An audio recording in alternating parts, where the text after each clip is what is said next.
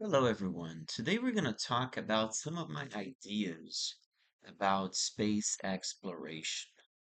How I think we could do it in a way that is more safe and more efficient. Of course, if you launch a rocket and the mission is not successful, of course you shouldn't give up. You should launch rockets every month, every week until you finally reach space and so forth.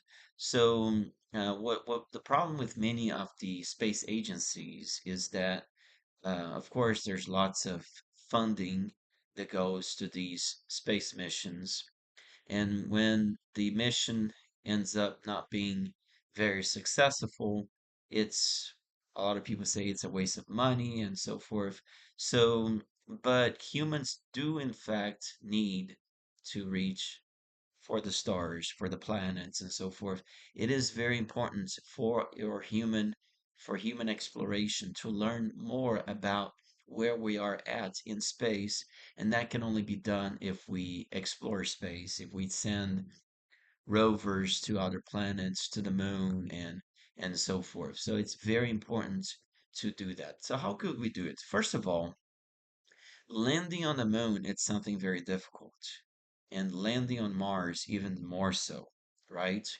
Well, what I think would be best to do in this situation is, first thing is we are capable of building space stations around the Earth.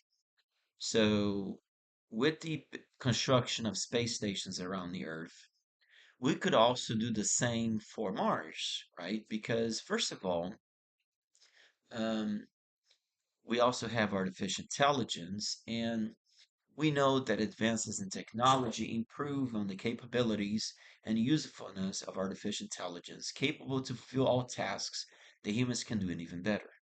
So why did I bring up an artificial intelligence in the first place? Well, the reason for it is that we certainly cannot land on Mars as of right now. However, if we send a spaceship carrying humans to Mars, but without landing on Mars. So basically, this spaceship would reach Mars, enter the Martian orbit, then return to the Earth. Because it's important for us to know whether we can get whether we can reach Mars in the first place. Because there's a lot of studies that says that humans with our organism, we wouldn't be able to survive the trip. That's the problem. So if first we send a spaceship to Mars carrying passengers, human passengers, reaching Mars, entering an orbit around the planet, and then returning back to Earth. Oh, that's a waste of time. No, it's not, because first of all, we cannot land on Mars as of right now. We need to know whether we can survive the trip or not. So once we've done that, we can check on our checklist and then we can move on. Why did I bring up artificial intelligence earlier is that we can build space stations around Mars. We can build space stations around the Earth. With the space stations on Mars, we can receive supplies from the Earth on a yearly basis. You know, a trip to Mars might what you might you it like a trip to Mars is not something that can be done all the time. It requires waiting several months for a better opportunity, but that's not a problem either. So the supplies, the resources from the Earth arrive on a space station in orbit of Mars, and then monthly, the supplies and resources are sent to Mars and lands on the Mars. Not the humans, but the supplies, the resources, the technology, the rovers. And then, of course, I mentioned artificial intelligence earlier. We can actually send robots to Mars and have the robots build space stations on the planet Mars.